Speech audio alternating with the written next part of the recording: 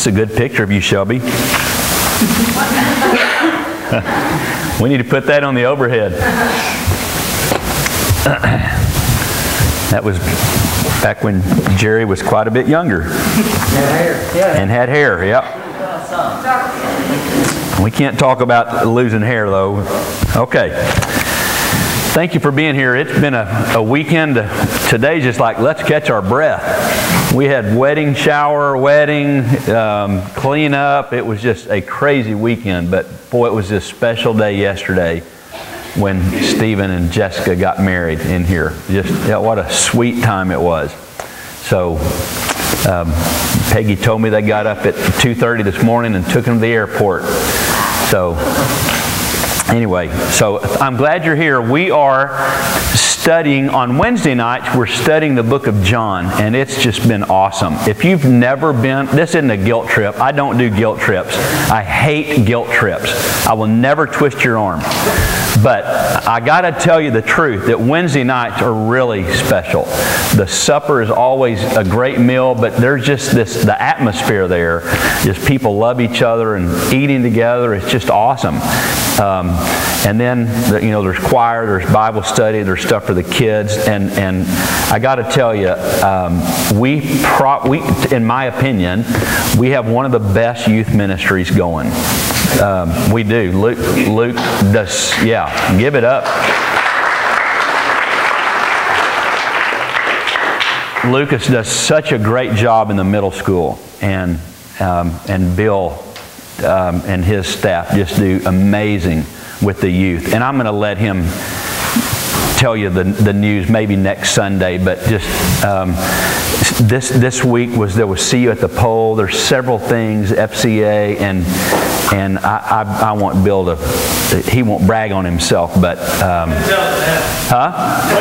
No, I don't want to steal your thunder. No, it's their thunder. Go ahead. Out of the 7 leadership roles in the Fellowship of Christian Athletes, 6 are from here. Isn't that awesome? Yeah.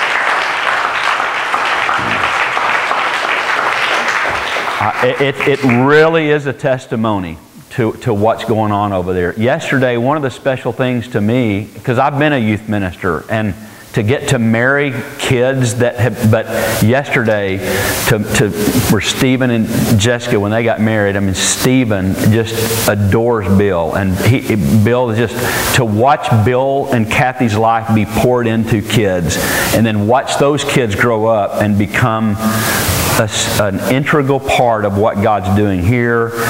It just, I mean, there really is something going on here, and we have to see. Okay, it's not a sprint; it's a marathon, and the race that we're running, and we're getting stronger and stronger. It's awesome. And then See You at the Pole. There were roughly 140 to 150 kids, and a lot of adults out of this room, and a lot of that 140 or 50 were ours too. And I don't know what happened at the middle school, but anyway, it's exciting to see what God's doing there. Please pray. Pray for our youth. Pray for Bill and Kathy and all that work there.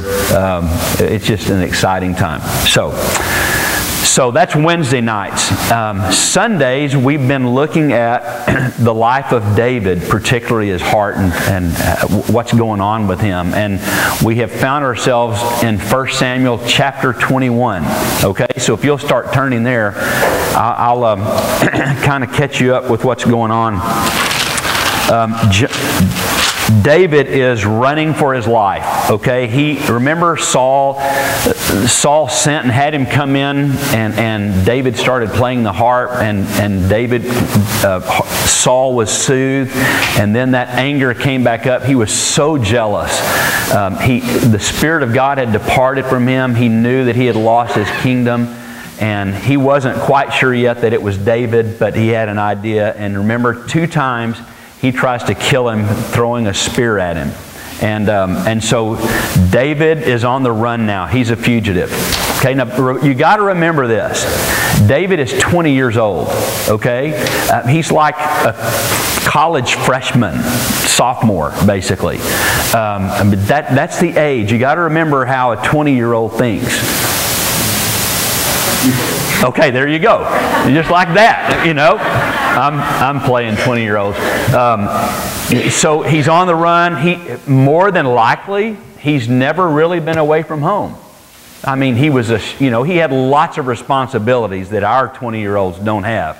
You know, he wasn't playing Xbox. He was working, shepherding, and all of these things. I mean, so there was that part of him that mature, but he really had never been away from home. There was a lot of stuff going on, and now he's literally running for his life, and that's where we're going to pick up. So my mind, my curious mind, I go, I wonder where he's going to go first.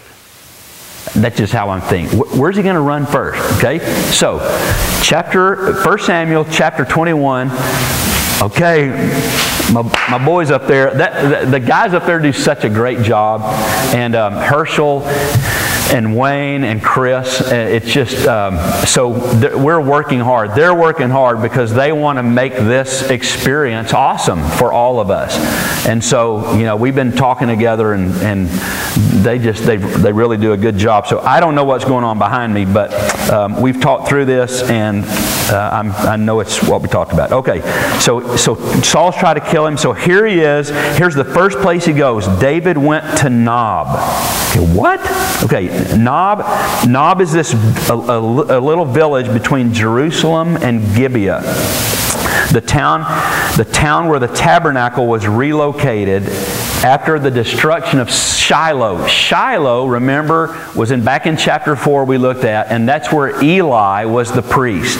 And remember, he had his 2 sons, and remember them, they sticking their fork in the meat and pulling out all of the offerings and I mean, they were hoodlums.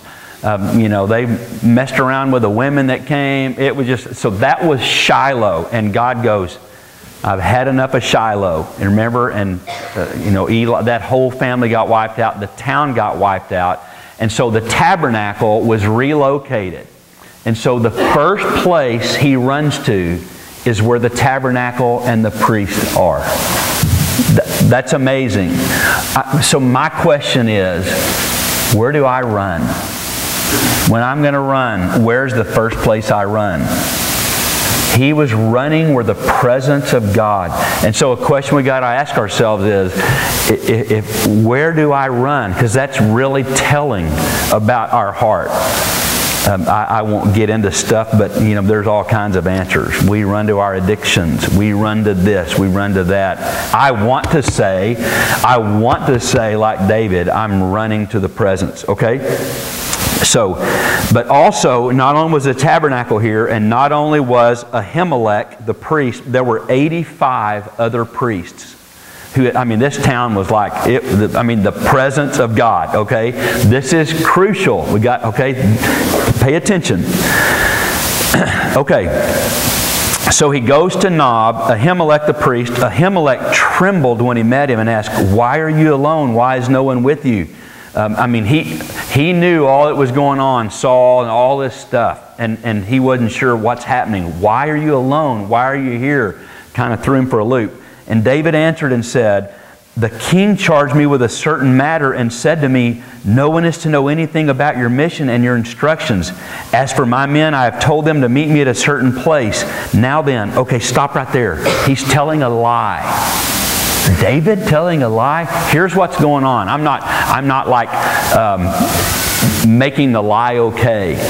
But in his mind, he's going, the king is after me. Literally half of the country. Saul had convinced half of the country to kill David. So he's a wanted man. And so in David's mind, he's going, if I tell Ahimelech all that's going on and Saul comes, now Ahimelech will know, and he could be, you know, aiding and abetting or whatever. And so David goes, I don't want Ahimelech drug into this. If I'm going to get killed, I don't want anybody to go down with me.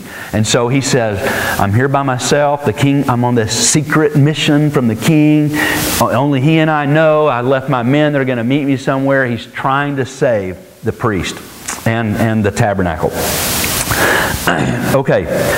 So, in verse 3, now then, what do you have on hand? In other words, I'm hungry. I've been running. I haven't slowed down. There's nobody. I can't tell anybody. I'm starving. What do you have on hand? How about some bread? How about 5 loaves? Sound familiar? 5 loaves. See, in the Bible, numbers are crucial. Things tie together. You got to think outside the box. 5 loaves. New Testament, Jesus going to feed. 5 loaves of bread. 2 fish, 5 loaves. Okay? It was so. The only bread was the bread of the presence. It was like the bread that was every week was put on the table in the tabernacle that represented the presence of God. The priest's duty, this was found, we won't go there. I'm going to skip this, guys. It's in Leviticus. You can look this up. Leviticus 24, verses 5 through 9. And basically that tells what the loaves were for and what the priest's responsibility. But every week there was to be fresh bread. There's so much symbolism here. And so what happened is the priest had just taken the other bread off and put the new bread on. And so now here are these loaves, and that's what he gives to David. And it's symbolic of the presence of the Lord. Okay? It was a picture. It was a daily reminder, Leviticus says. It was a daily reminder of a lasting covenant. And so isn't it just like God to bring David to the place and he gets a loaf of bread, but it's a picture of, David, I know you're on the run and I know you feel like you're all alone. But this is a reminder that I'm in a covenant with my people. And more specifically, I renewing my covenant with you. That I will be faithful, I will protect you. This bread is a reminder of my faithfulness to my lasting covenant. Isaiah 55 verse 3 also talks about that. This covenant with David's kingdom. And secondly, the bread of presence was more for him personally. His own private symbol for this personal covenant. So God was pledging His presence to David throughout this whole exile, throughout this whole running thing, promising to be his sustainer. Watch this. And you and I have a pledge from God. And it also has to do with bread. John chapter 6, verses 47 through 51 tells about that. John 6:47. I tell you the truth. This is Jesus. I tell you the truth. He who believes has everlasting life. There's the covenant. I am the bread of life.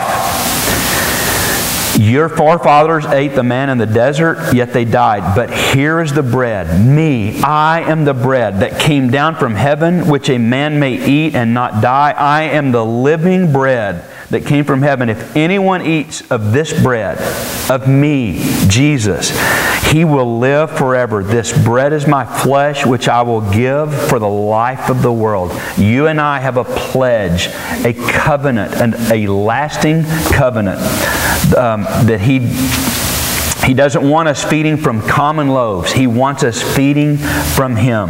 To feed from the bread of His presence, sustaining us throughout our life. Okay, now back to chapter 21. Verse 8. Go to verse 8. So David, I'm going to skip 7. I'm going to come back. David asked Ahimelech, okay, now that I've got something to eat, now that my hunger is satisfied, I don't have a weapon. I've been on the run. Is there a sword? Is there a spear? Is there anything here? And the priest goes, I just happen to have something. It's another little deal from God. Remember the sword that you cut off Goliath's head with? I got it right here, wrapped up in this ephod. Why don't you take... And again, it's God going, hey, remember? Remember this sword, this very sword. You were up against another enemy one time, who is a greater enemy than Saul. And I was with you, and I helped you defeat him. And so now David's got this bread and this sword as reminders that God is who He says, and He is faithful. Isn't that awesome? God does those little secret things, these little surprises. We call them sussies at our house. It's just like God giving us these little sussies. Hello, remember? Yes, Lord, thank you. These little bitty things. Terry has her own. Terry has her own little deal. I won't spoil it for her, but it's like this reminder, this daily reminder when this certain thing happens. It's like, yes, Lord. Yes, Lord.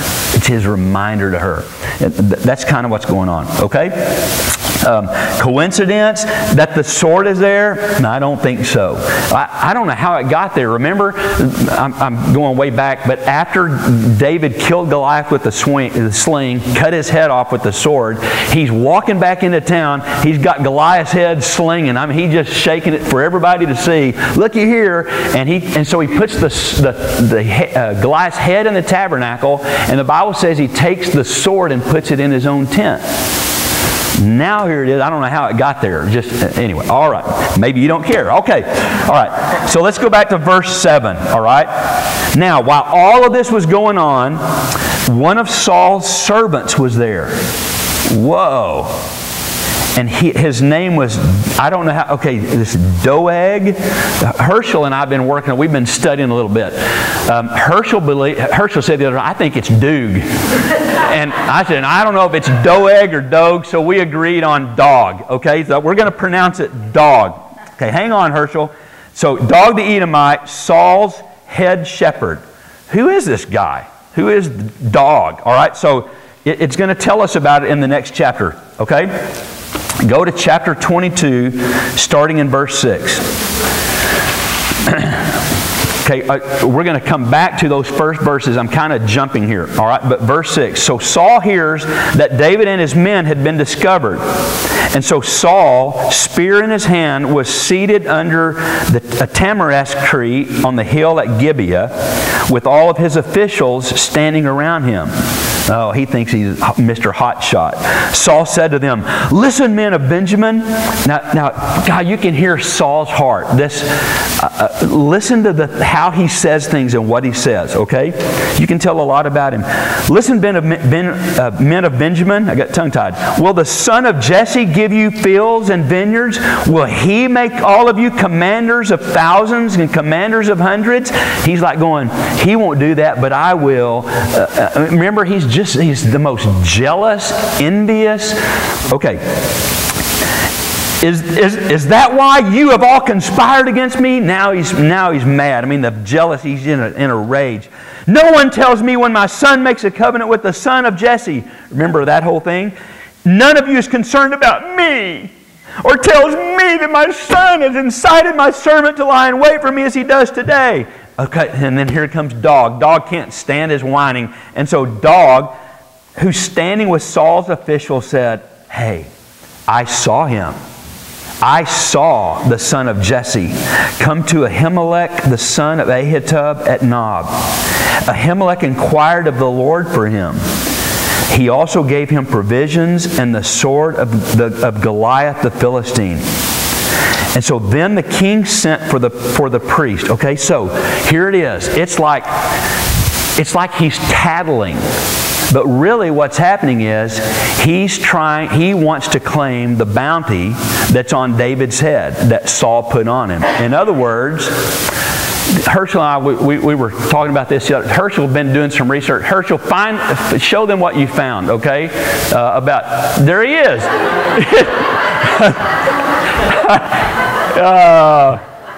We've been waiting to do that, haven't we? High five, Herschel. Okay. Attaboy, Chris. It's Dog the Bounty Hunter. Oh, man. We've laughed all week and we couldn't wait. Okay, that's good. They didn't have as much fun as us. There's Doeg the Edomite right there. Oh, man. Okay. I told you, Abby. I said, you don't want to miss church. It's going to be a surprise. Oh, my goodness. So he tattles to Saul. And so Saul, watch this. And so Saul orders the priest Ahimelech and his family who were priests at Nob's, and they came to the king, and Saul says, "Listen now, son of Ahitub." "Yes, my lord," he answers. Saul said, "Why have you conspired against me, you and the son of Jesse, giving him bread and a sword and inquiring of God for him, so that he has rebelled against me and lies in wait?" And here's the priest answering, "Who of all your servants is as loyal as David?" Seriously? Are you kidding me, king? The most loyal guy you've got is David, the one you're trying to kill. He's your son-in-law, the captain of your bodyguard, and highly respected in your household. Was that day the first time I inquired of God for him? Of course not. Let not the king accuse your servant or any of his family, for your servant knows nothing at all about this whole affair. Whoop, remember the little lie? This is why.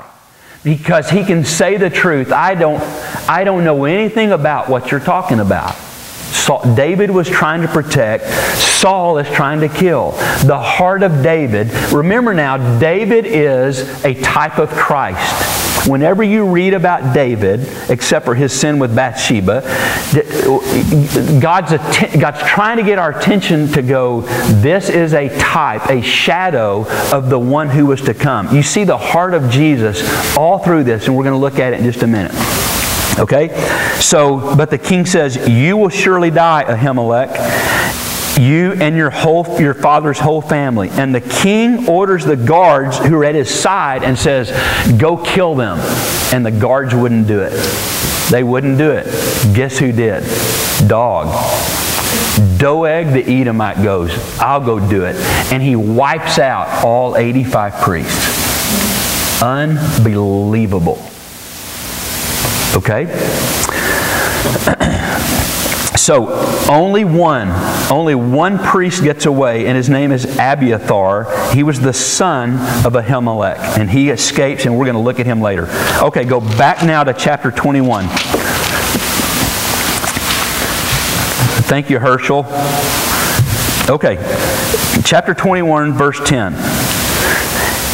And so David now has got the sword, he's full of bread, and then in verse 10, "So that day, after he's eaten, David fled from Saul and went to Achish, the king of Gath. But the servants of Achish said to him, Isn't this David, the king of the land? Oh, he's the one that they sing about when the women dance. Saul has killed his thousands, but David his tens of thousands." Remember, this side would go, "Saul has killed his thousands, David his tens of thousands." That's the one they sing about. I mean, his reputation has preceded him. So the king and his servants recognize him. And so David is afraid of Achish, the king of Gath. What's he afraid? Well, okay, this is what I meant a minute ago. He's on a run. He's on the run from this lunatic. He's 20 years old. He doesn't know what's going on. He's never been away from home. He's separated from his wife, his best friend, and just a few hours ago he had to go beg for bread. That's kind of where he is, okay? And so he pretends to be insane in their presence. This is awesome. He's afraid for his life, and so he has to act quickly. And so he starts acting like he's a madman. And he starts scratching places on the door, just making noises and scratching and pretending to be this, and makes himself start drooling, like foaming at the mouth, running down his beard, acting like a madman. And so this is so funny. And so Achish says to his servants, "Look at that man. He's insane. Why did you bring him to me? Am I so short of madmen around here that you have to bring this fellow here to carry on like this in front of me? Get him out of my house." He was quick on his feet. Okay, that's funny to me. Okay. Chapter 22. So David escapes. He leaves Gath and escaped to the cave of Adullam. Let's stop. A cave. He runs and hides in a cave. And so do we. Some of us are here today in our Sunday best, and we're sitting in our pew, and yet where we really are is hiding somewhere in a cave of confusion, a cave of our cares, worries,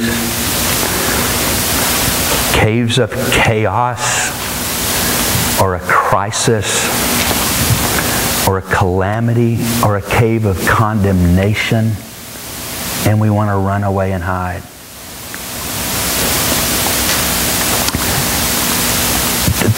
In this cave, David wrote a psalm.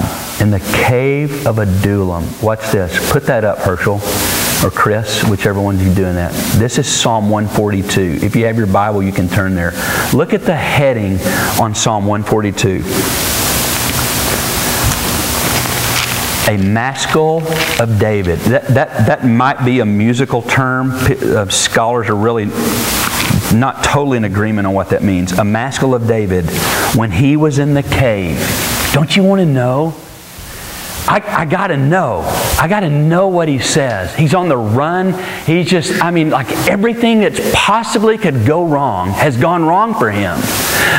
Here he was, just weeks ago. He's minding his own business. He's out on the backside of this mountain. He's shepherding his sheep. Nobody knows him. He's happy. He's playing his music. He's writing songs. He hadn't got a care in the world. And one day somebody comes and gets him and says, "Hey, you're wanted with your daddy. Daddy wants you." And he comes, and the next thing he knows, this guy's praying over him, and they poured oil all over his head, and it's running down on him, and now he's anointed the king. It's like, really? I'm now in a cave. I'm running for my life. I'm starving. My best friend's gone. My wife's there. A guy's trying to kill me. I got to act like an idiot, scratching to save my... got all this stuff. Seriously? What's he going to say? I want to know, bless you, I want to know what he's going to say in the cave. Because that may be an answer for me. So the first thing he does in a cave is he prays. Now listen, before you go, yeah, well, okay, it's church. That isn't a spiritual sounding thing. Okay? It's like, what else can I do?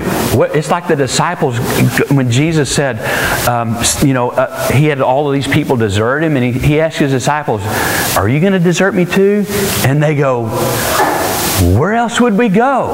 I don't have anywhere else to go." That's kind of where David is. I don't have anywhere else to go except to you. And so the first thing he does in his cave, and the first thing I got to learn to do in my cave, is pray. He responds in this difficult situation by praying. Okay, "Oh Lord, hear my prayer." Whoops, I'm on verse 143. So that's in the little deal. When he was in the cave, a prayer. That's where that comes from. Verse 1, "I cry aloud to the Lord." This next thing he does is he cries loudly. He had nothing but trouble. He didn't ask for any of this. And so he cries. "Wish I was still tending sheep." And he cries alone. Listen to me. You gotta cry. One night Terry was just heaving in bed. Heaving. And I won't go into the whole story. And I go, "I want you to keep crying. You gotta cry. Just cry, cry, cry." Because when you stop crying, you stop laughing. That comes from the same place. Crying is so important. You know what? You ought to hurt. It sickens me to hear church people sometimes. "Oh, well, brother, just trust the Lord." Gross. "Well, brother, God's going to walk you through this." Yeah, He is. But this minute, what you need to do is cry. It's okay to hurt. My crying does not mean I don't have faith. My crying means I'm real. My crying means that this hurts.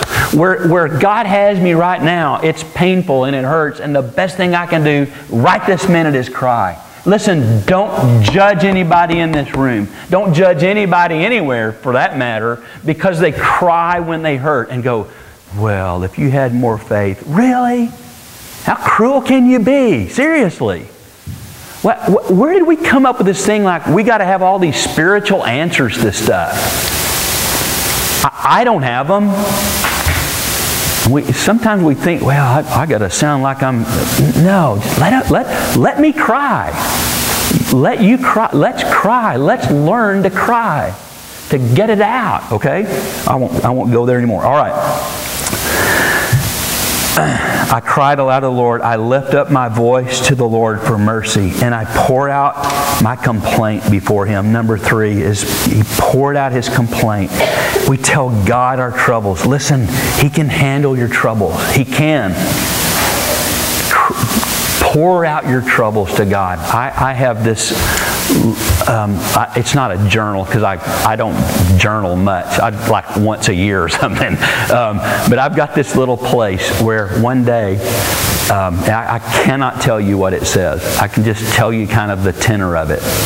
I was hurting so badly over a situation, and I happened to be in a Walgreens parking lot at Fieldstone Farms on Hillsborough Road. And I pull into the back of this parking lot all by myself. And I mean, I am a mess because of an event. And I pour out what's inside of me on a page. I mean, I'm going as hard as I can, pouring out my pain, pouring my troubles out to the Lord. I had done it verbally, but creative types we got to write or play or something. And so I'm writing this thing out, and occasionally I see that in this little book of mine, little scratchy stuff. And I can't tell you any more than that. But here's the point. The point is we all hurt and we all cry and we have to pour it out to God. He can handle it. I don't want to. Terry got on me last week for you get to say stuff about me. I get to stay up there and say something about you. So I won't embarrass her. But I can remember one day her pounding on the wall in the shower as she poured her heart out to God. Listen, God's big enough for that. Why do we think, I don't have enough faith? What? Where did you get that? Somebody tell you that? That's a lie. Because I cry and hurt and pour it out, that's an exhibition of my faith. I'm telling you, if I didn't have any, I know where I would go. Trust me. And it wouldn't be nice. It wouldn't be pretty. So it really is an act of faith for me to cry and pour it out to the Lord. Does that make sense? God, we're so cruel to each other. Okay. Trust in Him at all times. Psalm 62:8 says, trust in Him at all times, O people. Pour out your heart to Him, for God is our refuge. Okay, let's keep going. When my spirit grows faint within me. Remember, this is David riding in the cave. Okay, he's on the run. This is it. This is like his notes or whatever in the cave. When my spirit grows faint within me, oh God, it is You who know my way. He's rehearsing the truth. Hear him? He's rehearsing his trust. It is You who know my way. God, You know my way. You know my way.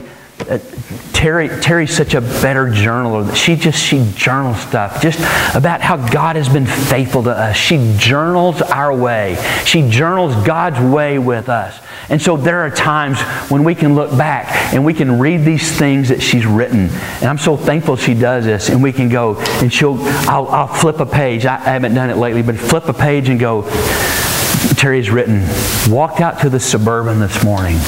Or before that, God, what are we going to do? We have no money. We don't, whatever.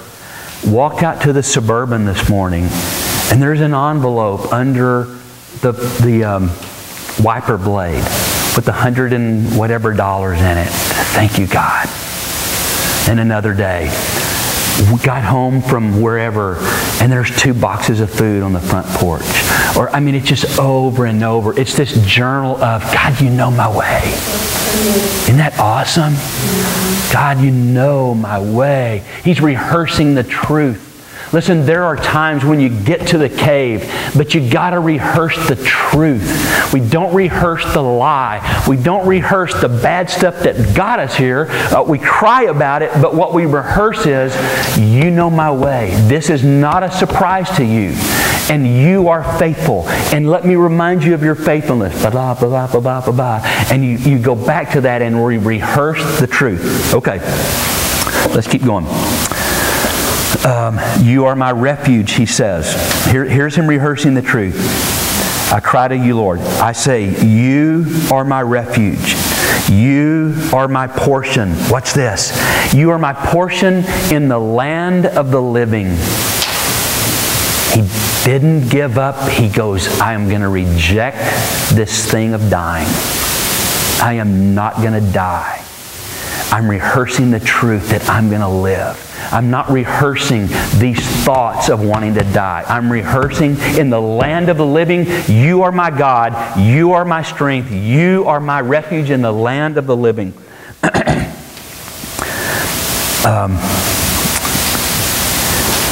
Listen to my cry. I'm in desperate need. Rescue me from you rescue me from those who pursue me. They are too strong for me. Set me free from my prison that I may praise your name.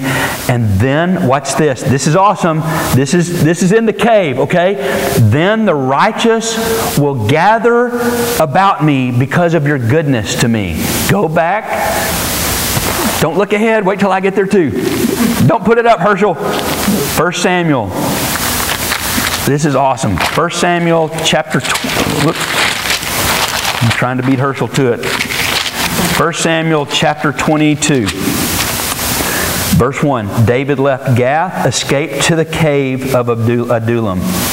When his brothers and his father's household heard about it, they went to him down there.